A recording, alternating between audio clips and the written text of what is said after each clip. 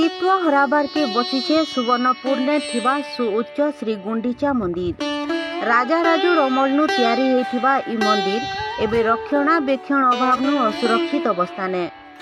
सबु वर्षे भक्तमानकर गहन ने रथयात्रा श्री मंदिर ठानु माउसी मां मंदिर तक महासमारोह ने पालन करा जायसी। सुवर्णपुर शहर ने थिबा प्रसिद्ध गुंडीचा मंदिर के तीन ठाकुर रथयात्रा समयाथी विजय करी दशावतार ने दर्शन देथिसन भक्त मानकु। पश्चिम ओडिशार उच्चतम मंदिर भावे प्रसिद्धि लाभ करिथिबा इ ऐतिहासिक मंदिर एबे विपद अवस्था ने पड़ी रहिछे। रक्षणाबेक्षण दायित्व देवोत्तर विभाग पाखे रहिथिबार बेलके तार रक्षणाबेक्षण ठीक भावे करा नाइ जाउथिबार अभियोग हिछे। शहरर मझी भागे रहिछे पश्चिम ओडिशार इ उच्चतम गुंडीचा मंदिर। 1844 मसीहा ने मुख्या मंदिर के रेखादेव शैली ने निर्मित करा जायथिला।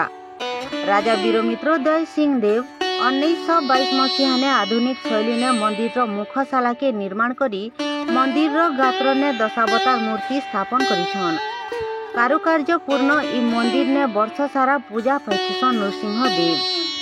हेले इ मंदिर उपरे बड़ बड़ गछ हेथिबार बेलके छात नु पाइन गलुछे। एंता कि छात पड़ी जिबार डर देखा देछे। बहुत दिन हेला इतार मरामती काम नाइ होथिबार बेलके पुराना कारुकार्य मूर्ति माने भांगबार के बसलान। संगे संगे इतार मरामती करा जाय करी इ ऐतिहासिक मंदिर के बंचै रखबा लगी दाबी हेउछे। खाली जे एतकी नुहे नृसिंहदेव पूजा पाउथबा इ मंदिरटा रथयात्रा समयाथी श्री जगन्नाथंकर माउसी मां मंदिर भावे व्यवहार हेतिसी। तीन ठाकुर इ मंदिर ने अवस्थान करी दशावतार बेश होकरी भक्त मानकु दर्शन देथिसन। श्री जगन्नाथ को दर्शन करबार संगे गुंडीचा मंदिर ने नृसिंह देव को दर्शन कले अकाल पुण्य लाभ हेतिसी बोली एबे भी भक्त मानकर विश्वास रहिथिबार बेलके विभु कृपा पाइबार लगी सबुदिन शह शह भक्तंकर समागम हेतिसी इ मंदिर ने। हेले एबे इ मंदिरटा रक्षणाबेक्षण अभावनु विपद अवस्था ने पड़ी रहिछे।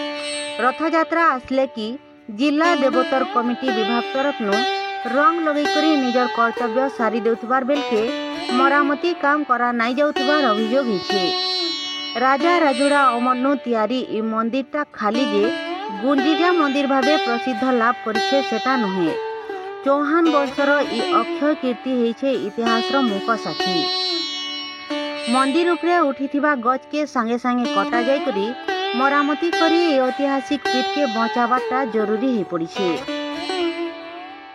ब्यूरो रिपोर्ट बिगुल टीवी।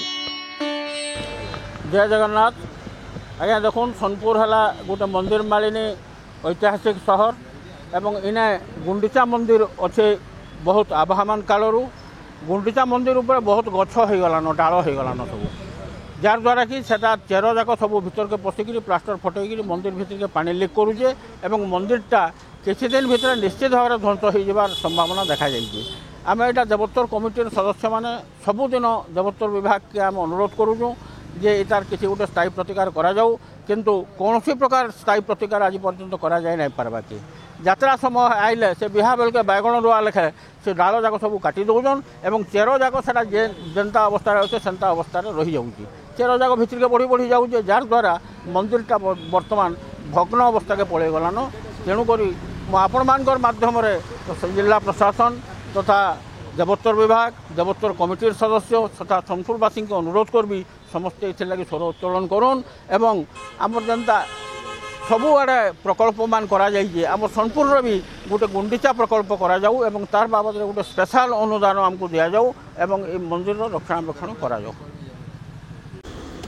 देखुन सोनपुर मंदिर सोनपुर श्री गुंडीचा रथयात्रा जेन होचे माउसी मां मंदिर से बहुत पुरातन मंदिर आउ पश्चिम ओडिशा सब बड़ मंदिर आ से मंदिर अवस्था एवं बहुत खराब अवस्था के जाऊे जराजीर्ण अवस्था हो मंदिर फाट सृष्टि करदेलान बहुत बड़ बड़ गछ हो मैंने प्रशासन के आमको आमर सोनपुरवासी तरफ अनुरोध है कि ये मंदिर पुनरुद्धार लगी आम दाबी करुचु आ तार भल तार कार्य काम हो जे कि मंदिरटा संरक्षित हो रही पार्बा जे कि आम पर्यटन उपरे से जिनसर बहुत बड़ भूमिका रहा मंदिरटा पुनरुद्धार हेले आ सोनपुरवासी तरफ आम रिक्वेस्ट करुचु प्रशासन के इतार उपरे टिके नजर देले बहुत भल हाँ। ये रथयात्रा आगु जदि हो पारता बोले बहुत भल होता।